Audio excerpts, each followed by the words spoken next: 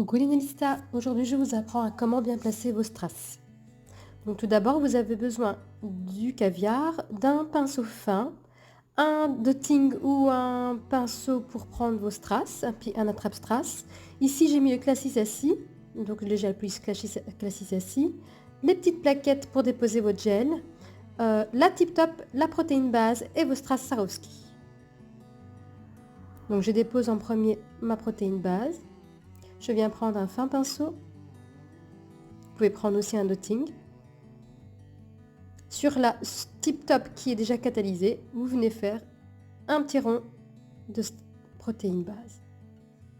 N'en mettez pas de trop.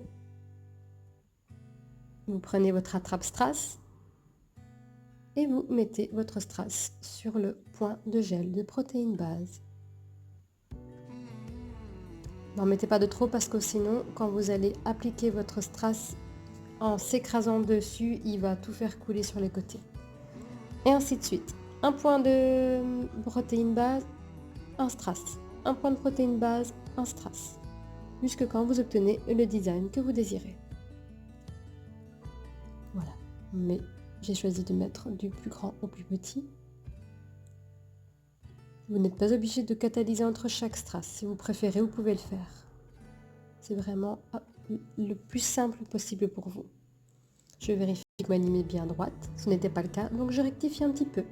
Et je pousse légèrement, vraiment très très légèrement, pour bien que tout soit symétrique. Je mets les deux derniers et je vais catalyser cette partie-ci.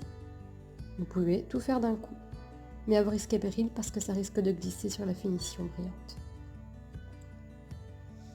Je viens prendre ma Tip Top, un peu de caviar, que je vais tout simplement mélanger dans ma Tip Top. Vu que c'est un gel sans résidus, collant, automatiquement il n'y aura pas de traces dessus et vos petits caviars vont bien briller. Je applique légère la protéine base.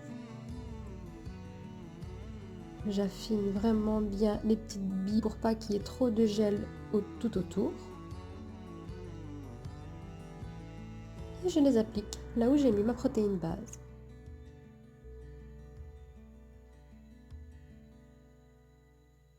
Je peux en prendre plusieurs, pas de problème. Là, j'en ai pris beaucoup de trop, donc du coup, je les mets directement de l'autre côté pour ne pas les redéposer. Et je termine un côté. Je me bats avec parce que c'est pas évident à prendre, mais au fur et à mesure, la technique va venir toute seule. Et je les dispose correctement. Alors, j'ai un tout petit peu mis de Tip Top sur le côté. Donc, je prends un petit coton imbibé de cleaner. Donc, j'ai utilisé Wipe Off. Je viens légèrement frotter et je les replace correctement. Et là, je vais catalyser cette partie-ci. Il ne faut vraiment pas prendre trop de Tip Top, hein. Vraiment un tout petit peu. Là, je vais faire tous les côtés de chaque strass. Je vais mettre une petite boule, une petite bille à chaque intersection des deux côtés de chaque strass. Pour vraiment donner un effet serti, comme les bagues, comme les bijoux. Vous pouvez utiliser tout ce que vous désirez. Swarovski ou des strass normaux, peu importe.